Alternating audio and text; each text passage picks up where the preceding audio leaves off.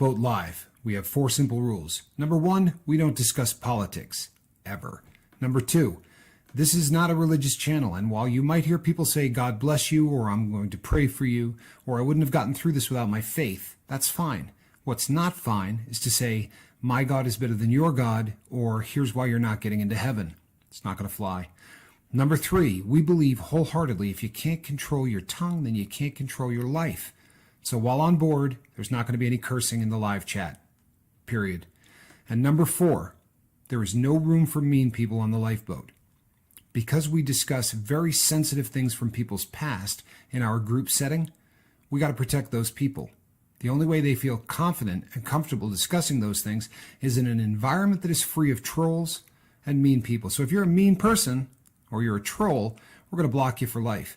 And if your account happens to be less than 24 hours old, we're probably a little suspicious right from the word go. Why? Well, because there are people in this world who enjoy being cruel solely for the sake of being cruel. It's not going to fly here. But if you're here because you're trying to get sober and live your best life, then you might find that the lifeboat is just that, a lifeboat. I'm Captain Tommy Scoville, and we will see you on deck.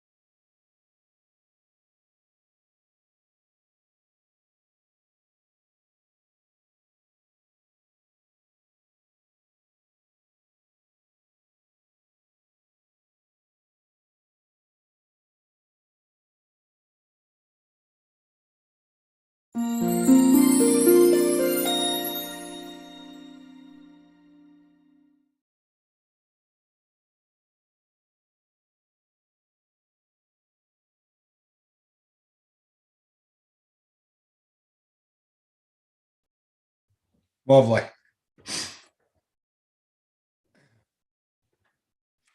Hey everybody, how you doing? I'm Captain Tommy Scoville, and you're on the lifeboat, and apparently I've got something stuck in my teeth. Not sure. No, we're good now. We're good. God forbid, people. You know what happens if I you know what I mean? I can't get off camera even for a hot second, because we've been down that road before, haven't we? All right, everybody. It's welcome to the lifeboat. Let me see if I can bring up the live chat. I don't know how much of it I'll catch here in the beginning, but well, you'd think maybe I had done this before, but no.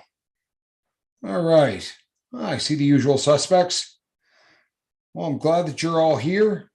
People, if you feel like this is a subject that we have visited, it's because we have. But we're going to talk about it in a little slightly different way. Sorry about this, people. I've been I redid my entire desk today, and I got somewhat organized.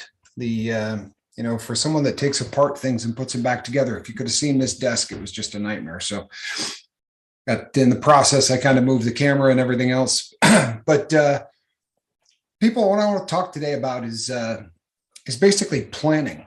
So planning your life, planning sobriety, planning your future, all of those things.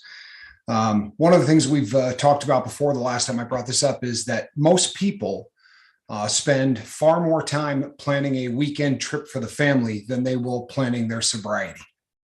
And as I've talked about in the last couple of shows, if you wait until something happens to decide what you're going to do when that happens, you're screwed. It's just one of those things. And this is not just for people in recovery. This is for people in life. If you don't have a plan for what's going to happen when things don't go the way you want them to, when they don't, what normally happens is people go into depression mode instead of I'm going to fix this mode. Everything becomes a crisis. And that simply is not the way that it needs to be. M. Hunt says, I'm back on board. Nothing to drink tonight. Congratulations, my brother. Good for you, man. Good for you. It's you get up, you dust yourself off, and you get rolling. So today, people, I went out to lunch with one of my best friends, and hadn't seen him in person in a very long time. And the reason is probably because I went on vacation courtesy of the federal government. But it was great. It was really a cool opportunity to sit down and talk to someone that that knows me from my past and is seeing what I'm doing in my life now. Because earlier on the day before we went out to eat, he said, I knew that someday you would do something productive. It's not exactly how he worded it, but and it's awesome to watch. I think that, as we've said so many times before, you kind of get this thing in your head when you're using that you've got it under control, and the people around you aren't looking at you like you're a jackwagon. And the truth of the matter is, everybody knows what's going on, and for a lot of reasons. One is that it's just as easy to not say anything as it is to say something. You know what I mean? People placate you. Most of us have been down the road where you try to talk to someone and say, hey, you know what? I think you're getting a little bit out of control. It never goes well. Addicts don't like people telling them that they're worried about them. Addicts don't like people telling them that there's something wrong with them. But so I had an opportunity to go and talk to someone who knew me then and knows me now. And what was cool is this is an individual that, we met while both of us were incarcerated. And it took a couple of more trips for me to really get my life together, but it didn't for him. And it was really kind of a cool situation, because so oftentimes when people get into sobriety, there is a laundry list of reasons that things can't be good, right? You talk to people and they say, well, I'm trying to get a job, but I got a DWI, and they won't hire anybody that's a felon, or I'm trying to do this, but, and I'm trying to do this, but. This was an individual who really had the deck stacked against him. And I remember him coming over to the house back in the day when Papa Scoville was still alive. And, he was talking about trying to get a job. The difference is he wasn't saying, boy, you know what? They don't want to hire somebody that, got out of prison for murder. What he said was, I'm going to get a job. His attitude was so much different than everyone else's. And my dad said that's kind of a tough time. It was during that terrible time back in '08 when nobody was hiring anybody. It was just a really bad time. And, my friend said to my dad, well, I'm putting ads in everywhere, he was basically going door to door and telling people, hey, you need anything picked up, swept up, you want me to clean the street around your house? There was nothing that this guy wasn't ready to do in order to get a job. And my dad said something along the lines of, you know what, you're never going to forget the person that gives you that first opportunity. And you're probably going to be the best employee they ever had, because the attitude that you're, taking into this. But as we started to talk, he said to me, you got a morning routine? And funny as it is, people, he said to me, how important is it for you to make your bed? This was not a question that he asked because he's heard me say it 500 times on here. It was a question he asked because he had done this paradigm shift in life. He really became a completely different creature. And people, one of the ways that happens, if you really want to become a new creature, the way you do it is you plan to become a new creature. There's no way that it's just going to happen. And so oftentimes as addicts, especially as addicts in recovery, we get this leaf on a river syndrome, right? Where you feel like, well, if I just chill out and I don't do drugs, this body of water is going to take me someplace and something good is going to happen along the way. That's just not how it's going to go down. If you do that, 3 years from now, you're going to be waiting for that body of water to carry you someplace good. The entire process has to be something that you plan for. Now, if you say, well, I don't know what I want to do in my life, not important. Really, it's not. In the beginning, what you're planning for is sobriety. What you're planning for is to put yourself into a position so that when an opportunity comes, you're actually someone that can take advantage of that opportunity. And how do you do that? Well, a great thing to do would be to start scheduling your life in such a way that success and happiness and joy and sobriety and all of those things can happen. And how does one do that? Well, you plan. Get a routine that you do on a daily basis.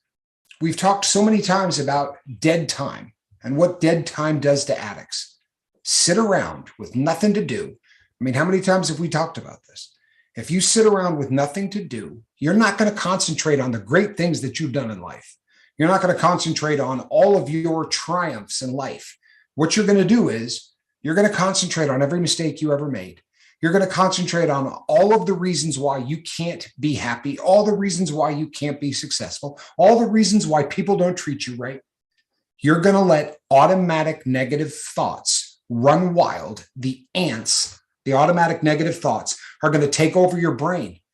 And whether it's that day or it's down the road, using again is in your future, because that's the start of relapse. So how do you avoid that? You avoid that by making lists. Seriously, if this sounds like something that's stupid to you, my question would be this. As an addict, did you spend a lot of time making lists? No. Well, then give it a try as someone that doesn't want to be an addict. Have a routine that you do when you get up in the morning every single day. I don't care what it is. It doesn't have to be my routine, right? If you say, what do I care if my bed's made? Fine. That's not your thing. Don't do it. But have something that you do. Don't get up in the morning like the leaf on the river. Well, let's see what happens today. That's not going to get you where you want to get to in life. You plan your life in such a way that success will be drawn to you. It's a fact. This is what happens. So get a routine. Personally, I think if you get up in the morning and you make your bed, you brush your teeth, right? You get through those two things. Two very simple things that you can do first thing in the morning, that this is my goal. I just knocked it out. It becomes a routine. It becomes a habit. It becomes a good habit. And when you start developing good habits as somebody who's recovering from drugs and alcohol, you can rewire a malfunctioning part of your brain to start rewarding you each time you do some small thing that's positive. And as that starts to happen, you become Pavlov's dog. Honestly, your brain starts to dole out just a little bit of that feel-good chemical every time you start doing something that is logical as opposed to doing something that is stupid. We spent most of our lives doing things that were not very bright.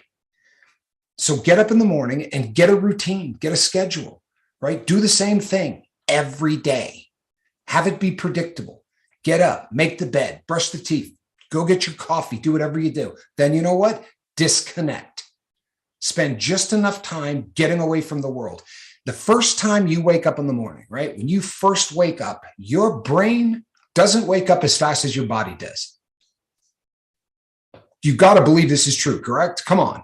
How many times have you got up in the morning? Can't find the glasses. Where did I put my keys from last night? When you first get up in the morning, your body's ready to roll. It's had a good night's sleep, but your brain is not firing on all cylinders yet. That is almost always the way it works for everybody.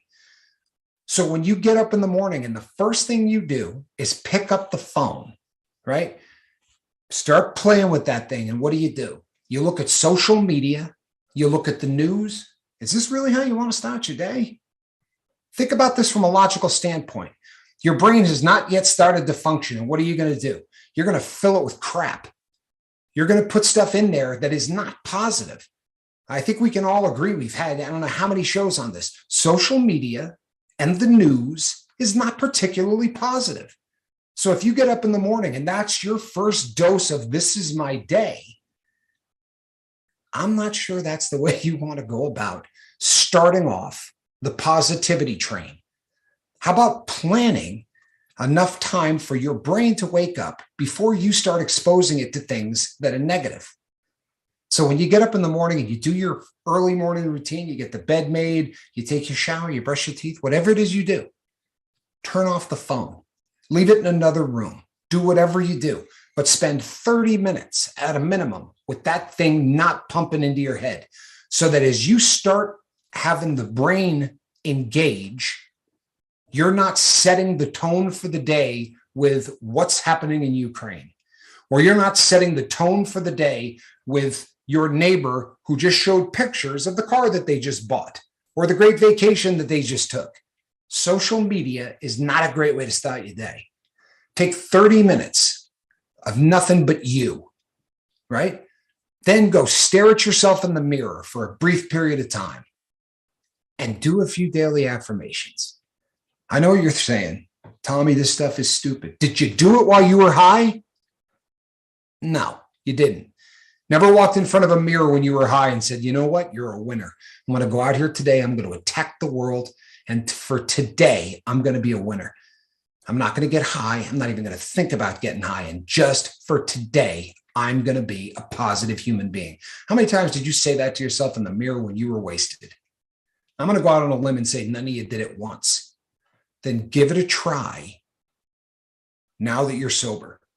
Start doing things that you didn't do when you were a drug addict or someone who was abusing alcohol. Start a different routine every single day and have it become a habit. And when you look in the mirror and you start doing these daily affirmations, like my friend said, we were talking today at lunch, he said, go and look in the mirror and smile at yourself. Give it 30 seconds to a minute. Put a big grin on your face.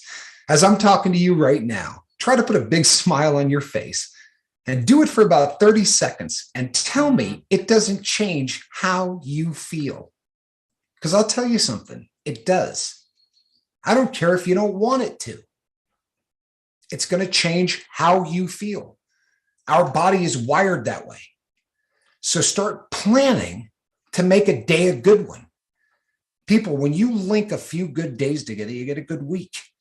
You link a few good weeks together, you get a good month, right? Couple of good months, you're on your way to a year, and a couple of good years, and you know what you are? You're successful. You're happy. You're a new creature.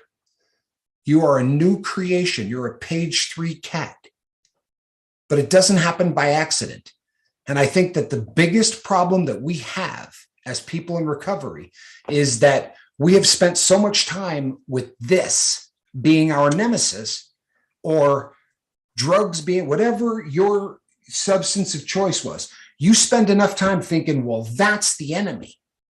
If I get rid of the enemy, everything in life is going to be good. And we start to believe that, right? We convince ourselves that for years as drug addicts. Well, if I could just stop doing heroin, everything in life would be perfect, right? I just got to get this stuff out of my life.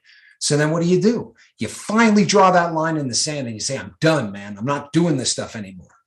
Well, we've been lying to ourselves for a decade. All I got to do is get rid of the drugs. I'll be a success. All I got to do is get rid of the drugs and I'm going to be happy. All I got to do is get rid of the drugs. I'm going to make enough money. If I get rid of the drugs, I'm going to find the right woman. And you start saying all of these things to yourself for so long.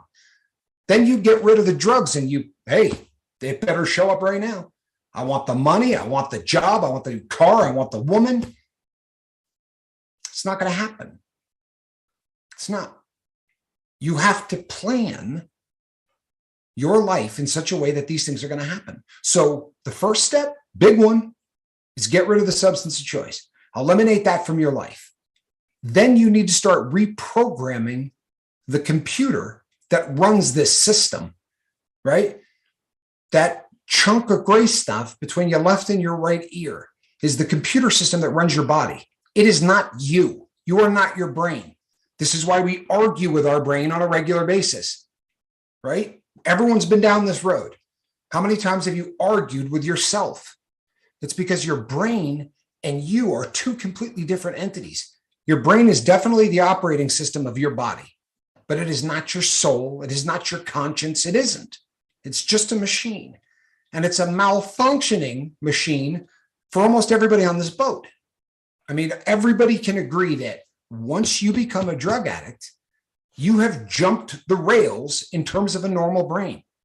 Your brain is giving you feel-good chemicals, the same type that you would get when your child is born for cracking a Budweiser, right? Or buying a bag of dope. That's what starts to happen. When that happens, the brain reinforces addictive behavior. So once we eliminate that, we have no other behavior in our body that the brain has ever reinforced. So what is your brain doing? Your brain is actively seeking out a reason to give you a feel-good chemical. Your brain is actively seeking out a new reason to make you feel good. And what do? We just hang out. We sit on the couch, right? We kick it. We walk around and we wait for something to come up and shake our hands and say, hey, I'm the new thing that your brain is going to start rewarding you. This is it. I'm your new go-to. Doesn't happen. So what do we do instead? Well, a lot of us start eating like there's no tomorrow. Or we start gambling, or we start looking at porn, or we start playing video games. We cling to the first thing that starts to get the brain acting the way we have trained it to act. It's waiting there with a big bag of goodies to release this stuff into your brain that makes you go, oh, yeah, right? This feels good. This is why the new medical assisted treatment that they've got for alcohol, right? Naltrexone, they allow people to continue to drink while they're on it. When people hear this, they always go, that doesn't make any sense. Oh, but it does. Because what you're doing now is you're going to take what normally gave you that chemical. As soon as we've talked about this 1,000 times. You crack the first one and automatically you're feeling better. Well, we know 15, 20 minutes for that alcohol to get in your system. How is it that you feel great? I've seen guys like this, literally delirium tremens, right? Hands shaking, going into convulsions. The first sip of alcohol and their hand steadies, their breathing becomes normal. Well, the alcohol didn't do that. We all know that. There's no chance the alcohol did that. Can't, not that fast, right? You're not smoking the alcohol, you're drinking it, which means it's got to go into your stomach. And then the alcohol's got to pass through the lining of the stomach. It's got to get into the bloodstream. It's got to circulate. It's got to start doing what it does. And that takes a while to happen in the body. So obviously there's something else at work. Well, what it is a malfunctioning reward center of the brain that says, yes, he's going to give us alcohol. I want him to continue to do this. So I'm going to reward him for doing it. Now try it with naltrexone. And you crack that first beer and your hand's doing this one. And you take the first sip and your hand's still doing this one. Because your body says, I can't give you any more of that. See, they got a blocker up here now, and it's not going to allow me to reward you for doing stupid things anymore. Alcohol, yeah, it'll get you drunk, but I can't give you any of the feel-good chemicals along with it. And the response for people who have an alcohol abuse disorder, what we used to call alcoholism, the response has been incredible. Because whether you believe it or not, people, the booze is really not what keeps you coming back. Honestly, that isn't it. It's a malfunctioning part of your dome. It's your brain saying, I'll make you feel good if you keep doing this. I'll make this more fun than it really is. Okay. Now we're all on the same page, right? So if you eliminate all of that in your life, your job as a new sober person is to re-engage that part of the brain. And I promise you, people, it's waiting to be re-engaged. It really is. It's waiting to start releasing that chemical for a new habit. That's all it's waiting on. It's waiting for you to create a new habit. So plan for this. Don't wait for the bad habit to come down the pike. Get up in the morning, do your routine, take a half an hour to do whatever it is that you do with no damn phone on. Right? If you're a religious person, spend a little time with God. Read the Bible, the Quran, whatever you're reading. But dive into the holy literature of what it is that you believe. Spend a little time with spirituality. And then you know what? Not a bad idea. Do a little working out. I don't mean bench pressing, 15 sets and, of 30 reps and all of that. I just mean get a little blood flowing. Spend 20 minutes walking around the neighborhood. Get outside and do something, because you know what's going to happen? Your brain is going to release the same feel-good chemicals from that walk that you used to get when you bought the dope. or crack the first beer. I'm not making this up. This is a fact. And once that starts happening, and once you can start to get the same kind of feelings from doing the right thing, you'll continue to do it. Mark talks about it all the time. You create new memories, right? Well, that's the same thing you're doing for the brain. You're literally creating a new memory so that the following day, when you get up and you go to do it, the brain goes, oh, I know what he's going to do. He's going to do a couple push-ups and walk around the neighborhood. Nice. Here, have a little of this. Sprinkles a little more of that chemical into your life. And the next thing you know, you're developing a good habit. People, if this sounds really simplistic, it should. This is really simplistic. But this is Sobriety 101. You know, we talk about the 12 steps, and we talk about what a fantastic job the 12-step programs have done to get millions, tens of millions of people sober. But I'll be really honest with you. I think it's a miracle. I don't think it's the 12 steps, and I don't think it's the program. I think it's this, right? I think it's a bunch of addicts getting together. Because if you read the literature and you look at all of the stuff, it's still parked in 1930.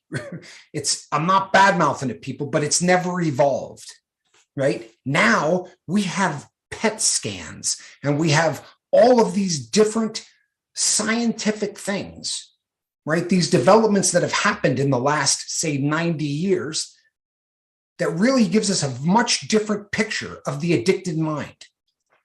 So God bless everybody that's getting sober. I don't care how they're getting sober. Get up in the morning, smack yourself in the head with a hammer. If it's working, keep it up, right? I don't care how you're doing it.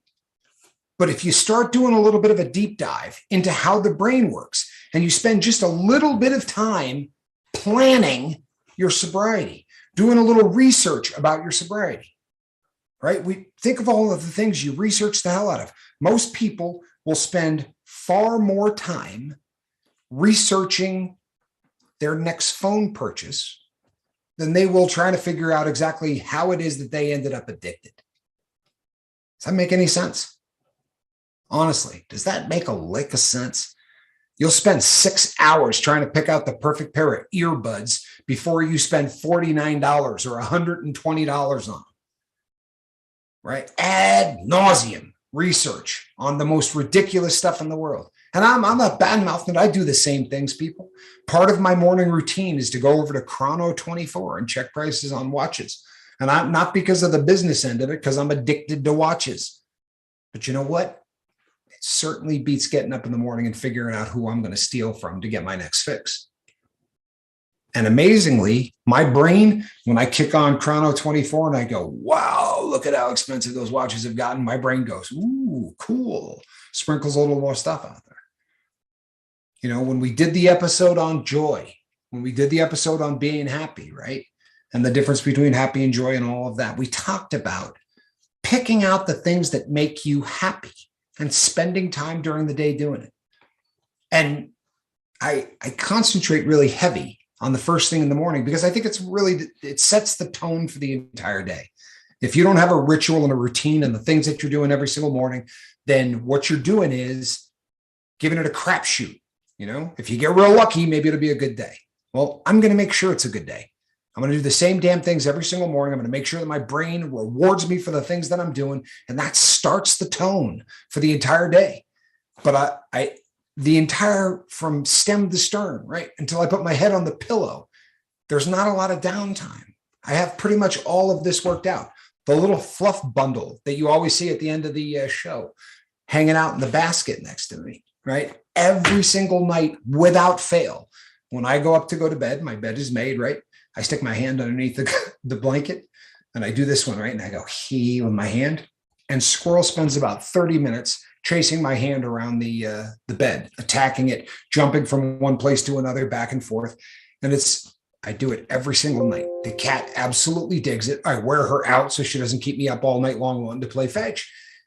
It's just one more example, people, of something that I like, that I do every single day, and I do it at the same time. My cat does not have dirty kitty litter because every single day I clean that kitty litter. Every single day. And I try to do it at the same time because for me, I'm going to ensure that from now until they close the pine box, I'm going to have about 9 minutes of downtime. I'm not kidding. I know what downtime does to me. I spent an eternity, right? I spent 46 years getting a PhD in how to screw up. I spent 46 years reinforcing drug behavior. So I realized some things about who I am. You know, last night we touched real briefly on kratom, whatever it is. Bottom line, I know me, right? I know me. If someone says, hey, there's a new substance out there, get the hell away from me with a new substance. I know who I am. There's no chance in hell I'm trying a new substance. Tommy, this one is non-addictive. Yeah, I don't care. I'll get addicted to it. I promise you I will. I don't care what it is. I'll get addicted to it. That's who I am, right? I am planning to die without getting addicted to anything else ever again. It would be probably not in my best interest to try anything else ever again, right? The things that I'm going to get addicted to are either going to make me fit, make me money, make me happy without having to purchase stuff, right? Without having to buy that happiness. Every single thing that I concentrate on from now until the time they close the box are all going to be things that work in my favor. Today, when I was talking to my close friend at lunch, you know, if I run into people from my past, with very few exceptions, people, I don't really have the time to even kick it. And I don't mean, yeah, let's go out, let's go do lunch, any of that. No. If someone comes up and goes, hey, and they don't call me Tommy, but my old nickname or whatever, hey, how you doing? Great, good seeing you. Take it easy. Because the bottom line, people, is they're not going to get me any closer to that pine box closing without me ever using again. That's the big goal. You understand? So I'm not going to do anything that is going to jeopardize the big goal, because all of the little goals along the way all hinge on the big goal. If I catch a habit of any kind, everything is over. It's all gone. The lifeboat's gone, right? Watches, everything.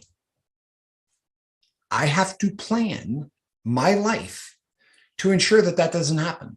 I'm not going to wing it. I'm not going to wing it. I tried that, right? I'm not going to try winging it. I'm not going to try this method. I'm not going to try that method. You know why? Because I tried them all. I really did. I tried all of them. And it's the George Costanza method of sobriety. You guys ever watch Seinfeld?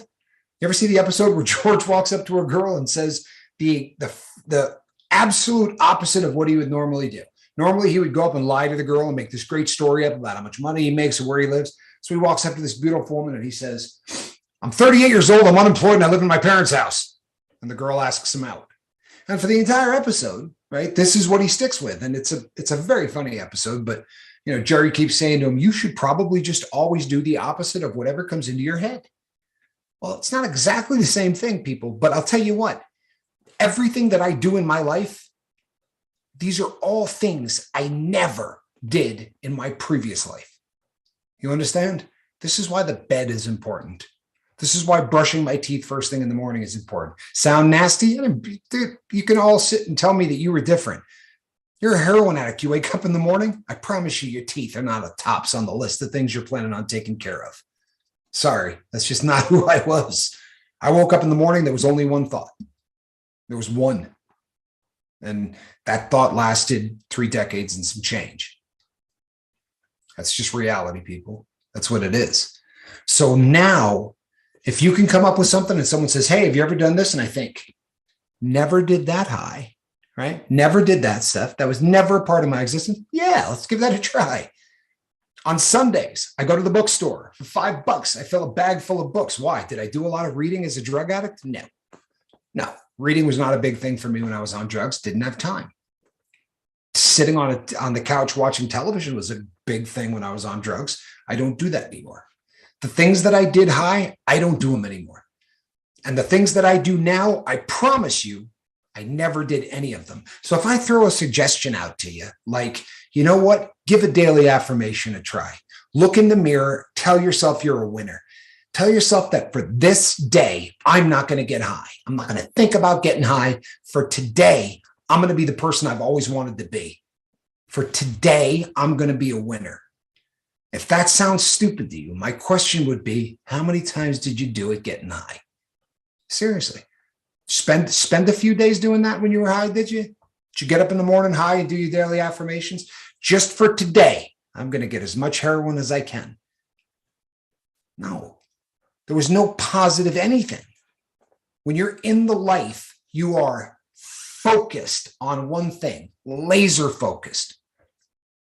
Seriously, do you know how many times I thought to myself, if this person put the kind of effort that they put in to scamming, put the kind of effort that they put into thieving, the kind of effort that they put into bumming money or hustling or panhandling or whatever it was, because I knew guys that came up with $500 a day for 40 years. Do the math. If they had put that effort into anything else, they'd be living the high life, right? They would be sitting on Easy Street. $3,500 a week for a drug habit. Mine was worse. It really was. I mean, by the end, I was doing about $700 a day. There was nothing else in my life that mattered. Now I structure my life. I plan my life. And I'm not bragging, people, but I get emails now, I mean daily, that say, you know what, I saw, your last show, or I saw the show before, and I'm really trying to get rolling, but I'm really trying to do this, but you know what? But the problem is you want to get sober, but getting sober doesn't mean that you stop this, right? That's clean. That's chemical free. You can be chemical free and miserable. To me, that ain't sober. That's white knuckling it, and it sucks. The way you avoid that is you turn on the malfunctioning part of your brain and get it to go to work for you. We did a show, I don't know how long ago, because they blend. I think we've done almost 400 of these now. But we did a show talking about addictive personalities, right? Science says there's no such thing, truthfully. Like, science research says that addictive personalities technically don't exist. I don't know that I buy that.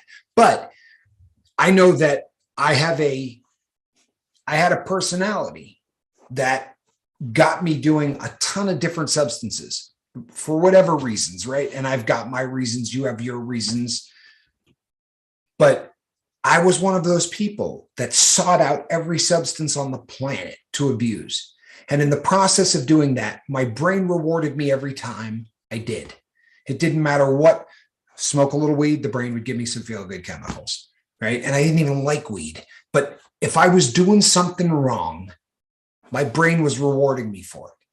And whether you believe it or not, people, right now, when I do something right, my brain rewards me. For real. I'm to the point now where I literally have turned that thing around. And we did a show on it. Take the time to develop a habit. Trust me, your brain wants you to. This is who we are. We're habitual people. Everybody on this channel, we're all in the same boat. What brought us to this boat is we were all addicts. We've got people that were addicted to porn. We've got people that were addicted to cocaine. We've got people that were addicted to everything, right? We've got people that were addicted to gambling. The common denominator is addiction.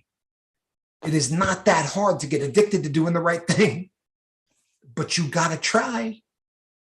If you think your brain is just going to start giving you feel-good chemicals because you stopped doing this, it's not going to happen. It's not how it works. It just doesn't. When you hear the stories like Johnny, right? You hear my brother's story where he said, I quit drinking and I never even really felt like I wanted to ever again. I almost feel guilty. That was his interview. If you remember the interview I did with him on the couch last summer, he said, I almost feel guilty telling people because I know that so many people, take me, for instance, right? 500,000 relapses before I got it right. The difference? The difference is when Johnny quit drinking, He had this channel, he had this hot sauce company, he had a new girl, he had all of these things that were new to him, right? This was all, he was giving up booze at the same time as he was building Chase the Heat. And as he was building the hot sauces companies and doing all of the things that he was doing, the man had no downtime. He had no downtime. And in a very short period of time, his brain went right back to doing what it was doing. The only difference was the booze. His brain was then going, so this is what I'm going to be rewarding you for. People, it wants to release that chemical. It does. But it's so used to releasing it for habitual reasons, right? It's waiting for you to do the same thing, the same time, the same day, right? Every day as addicts, every day we did the same thing. We did it at the same time. Think about it. You were the most predictable person in the world when you were an addict. Then you give all that up and it's like, poof, you stand around waiting. Now what? Develop some habits, people. Plan your life. Plan your future. And I don't mean, you've got to have it all together today. I don't mean that you've got to be ready to, I'm going to start my own business today and I'm, going to go get my MBA and I'm going to do this. Plan your sobriety first, but get in a habit. Do the same things every day, because the faster you're sober, I don't mean chemical free, the faster that you are happy without chemicals, things will fall into place. They really will. Now, when you go to get a job, you walk in, you're a different person. And the way you are affects the people you talk to. If you don't believe that's the truth, people, talk to Alex, right? Who's in the live chat here now almost every night. I'm not the same cat that I was. When you're sober and you're excited about life, people will listen to you. People will react to you. If you could have seen me on heroin, people, I would have 2 people watching this program right now. I promise you. And the only reason they'd be watching is because they were hoping I'm going to get them high. It just, the energy that you put out when you're a negative individual directly comes back to you. There's no way around it. It's a stone cold fact. So the takeaway is that if you don't plan your life and you leave downtime, you know what you're planning? You're planning your relapse. That's what you're planning. You're either planning your sobriety or you're planning your relapse. There's no other option. Have a plan, have a schedule, have a routine, and watch what happens. That's my takeaway. And my rant for the day. Mark, how are you this evening? I'm doing all right. Yeah, I think it's a great, number one, it's a great conversation to have just in general. I think this whole thing applies to what we've been talking about as far as more than just to addiction. It really does apply to a lot of things in our lives. I was just sitting here kicking it around. I was actually going to throw it on the screen when I was going to bring my ugly mug up in here. Well, I guess I could do that real quick. But there is, well, no. And plan to plan. It's kind of what I was thinking the whole time you were talking. Just so my brain could kind of remember what was going on there. Because that's kind of what we're doing. We're planning to plan. At all times. It never stops, like Tommy's been talking about the past few weeks here. You're either moving forward or you're moving back. You can't stand still. And there's a lot of reasons behind that, either you're the one aggressing and moving forward or something is knocking you back. There's no way you can stand still. It's an impossibility in my mind anyway. And I know there's probably going to be people that disagree with that. Okay, if you want to stay planted, we're not talking about being rooted into an idea. We're talking about our psyche progressing on to something better, or you're going to be regressing back to what you already know. And it really does. When we talk about the whole addiction, just that word, everything you can get addicted to. There's not one thing in this world that you can't get addicted to. And I know that that's kind of taking it to another level, but maybe we should call it a habit. Who knows? Whatever semantical word you want to throw out there, right? agree with you, man. And I think you can call it addicted. I really do. Yeah. Because, I mean, hell, it's the same thing. The brain's doing the same thing one way or the other, right? Right. I don't think there's a problem with that. Yeah. And I think, you could, it might sound stupid, but you could get addicted to, I don't know, eating dinner in your one special spot. Do that for like 2 or 3 weeks, eat dinner in one seat, and then consciously move to a different spot and see how that affects you. You're going to find out real easy because, I was trying to explain to my father-in-law this whole concept of what we're talking about right now, because he just couldn't understand how somebody got to my age and then got addicted. Because technically I knew better. We all know better, right? And I'd said all the typical things we say, we don't all set out to be a drug addict and all those things. But the one thing that got him, I said, okay, he was up here staying at my house. I said, listen, quit drinking coffee for 2 days. You know what he did that third day? He'll come back. Some coffee. Well, he came back to me, and he came out of the room that he was staying here at my house. He's like, first thing he said was, "I'm sorry." That's what he said to me. He said, "Now I understand. I understand." He understood. That's what it took for him to understand that, because he was getting massive migraines. He was, his body, not only was he, he wanted that coffee, but his brain and physically, he was addicted, okay, like we all are.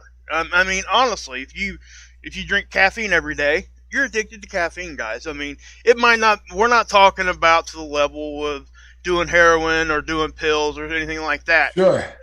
But it's still an addiction. No question. And he will turn into a straight butt if he doesn't get that caffeine. And he didn't even realize it. And the man's, he's 72 years old. And he went his whole life and didn't know that. And he just couldn't understand how, my own personal, my situation, to where he just couldn't understand how I got addicted at that point in my life. You know what I mean? Because I knew better. We all know better. Yeah. So, and I used that to explain it to him. And I knew he was going to get headaches. And that's why I challenged him, because he can't turn down a challenge. He's headstrong and all that stuff, like most of us are. I get it. But, we all are trying to move forward, and, so we don't move backwards. When I was a kid, I would wrestle with my uncle, and all he had to do is stick his arm straight out, put it on my forehead, and I was still trying to get to him, and he couldn't. So he'd just step to the side, and I'd fall. It's kind of like that. Right? If he knew he knew what was going to happen, but I was moving a certain direction. So, you replace my uncle's hand for like an addiction or something, or a trigger. Maybe that's probably a good word there. And, you change my uncle's hand to a trigger, it applies directly, because that's what would happen. That trigger is going to make me fall. And that's, even though I was moving forward, it still made me fall. And we just don't ever know when those things are going to hit us. But that's why we do what we're talking about tonight. That's why you plan. And eventually you will get good enough at it that you'll be able to almost foresee what would happen if you did a certain thing. But that does take a long time to get there for most people. Okay, it's not something that happens overnight. And that's why I think Tommy really makes a good point when he's saying make your bed. Because that's something that, we can all do. It's not, you don't have to think about that. You just get up, make your bed. And even after you do that for 6 months, and like I said a minute ago, with the whole dinner sitting in the same spot, get up one day and don't make your bed. See how you feel. Now, you see what I'm saying? So you're out of that routine, and it's got you kind of sideways. And you'll miss those chemicals. You really will. Yeah. The body rewards you enough times for doing something, and the first time you don't do it, you're off kilter. You really do get to that point. Did you see said my blood type is coffee? Who said that? I didn't see it. Jeff. Yeah, said my blood type is coffee. Coffee, yeah. I used to say I was so fat that my blood type was ragu, but anyway, yeah. Yeah, we won't go down doing all them jokes tonight, but yeah, it's I don't know, guys. I do want to. I forgot about this. I mean, because you said chemical, it tipped me off there. Jesse was talking earlier, like at the beginning of the stream, about serotonin and how he heard that it was produced in your stomach. It's not. It's produced in your brain, and 90% of it is found in your digestive system. Right. Okay, so it's definitely produced in the brain. It's produced in the brain. But you're right with what you were saying. I just wanted to make sure you knew that part, because he didn't know if he was exactly correct or not. That's the only reason why I brought it up. Well, he also said a pretty cool comment. He said, and this is really interesting, and I think it's right in line with what we're talking about. But he said fake sugar actually activates the same areas of the brain that real sugar does, oddly enough. So your brain, it's the same. It's just not to your stomach. And it's for exactly the same reasons that we're talking about. I mean, you're the taste bud for sweet, right? We associate it with something that your brain will start to release chemicals when it feels sweet, whether or not you're getting it from a fake sweet product or you're getting it from sugar. It's releasing it for the same reasons, because we're all of us addicted to sugar. Yep. I mean, that's really what it boils down to, is that it's just another example of the strength of the reward center of the brain. That's really what it comes down to. And fascinating. Yeah, it is. And another like dividing line between serotonin and dopamine is that, it does have to travel to your digestive system, and it probably makes its way back to your brain. And that's why you don't get that immediate euphoric dump like you get when you get dopamine. And that's kind of what I'm saying. I just wanted to make sure people understood that part of it, because serotonin will. That's also why it lasts longer, because it's not getting metabolized as fast. That's why they can find it in the digestive system. If it got metabolized real fast, it wouldn't. You'd pee it out real quick. I mean, honestly, that's what it would be. So, and what I'm saying is, it's not just that. And the whole reward center of your brain. You use the word like soul, your conscious, that kind of thing. It is. That's what it really is kind of like, guys.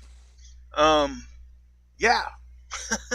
I think we've covered this pretty good tonight. I really do, because I think it's something that, anybody that hadn't been here before needed to hear this, and people that were here are getting kind of a refresher. And I'm not sure if you've noticed, but we're kind of trying to throw some positive stuff here too. We've been trying to do that for the past week or so, because we noticed that almost everything we do has a negative tone to it. And let me just be frank with you guys. Probably it's going to be like that most of the time, because that's what we talk about here. We talk about that overcoming the negative. Yeah. So you got to talk about the negative. Now, and why don't we talk about the positive more often? Because the answer to the negative is the positive, and most of the time, it's so simple, it's ridiculous. So there's not a whole lot to talk about. You know what I mean? So that's kind of what I'm saying there. Yeah, I didn't want to say talk about, repeat myself again. But yeah, I don't know, man. I really wish people could really grab this. Hey, Brandon, what's up, bud? Hey, you know what? Brandon is 66 days sober, which is awesome. And you know what? He was, we were texting back and forth a few days ago or whatever, and he was talking about his, how his workouts are so much better. Again, you talk about the perfect example. The workouts are better because you remove the booze from your body, and your brain is looking for the next habit to do the exact same thing for. And right now you're working out tough, and your brain is going, ooh, here. Right? I got something new to reward you for. And it's a new habit, and it's a healthy habit. It's a good habit. It's textbook perfect example of what tonight we were talking about. So exactly. Yeah, I love it. And and you've been in, like I said, you've been in prison, for multiple years at a time, but I had somebody say this to me before that, was in jail for a considerable amount of time. Do you remember the first like Coke or soda product you had when you got out? Yeah. I mean, wasn't that just like the best thing? I mean, and that's kind of absolutely ridiculous. It's really it applies here to this conversation, because that was taken from you the whole time you were in. I'm assuming that you couldn't get soda in there most of the time. Nothing with sugar in it. No. Yeah. No. So yeah. So that struck me years back when my friend told me that. So that's the only reason why I remembered that part of it. But it applies here because that's exactly what's happening. That part of your brain is going to reward you big time because it's recognizing that it hadn't had that for a very long time. No question. And I'm not trying to go down this road either, but also if you abstain yourself from your partner for a while and then you guys get intimate again, it's kind of the same thing, because that will be a very intense, intimate moment for you, and it's that. You hear people say it all the time, right? And I when you're young, you don't believe it. I get it. But, they say, hey, before the wedding, just stop like 6 months before, and then you get that really good experience wedding night like most people would get way back in the day before they started having the premarital sex, right? Right. It's that way, guys. I mean, so the reason why I'm giving all these examples is because it is everything, and I want everybody to understand that. So, yeah, I don't...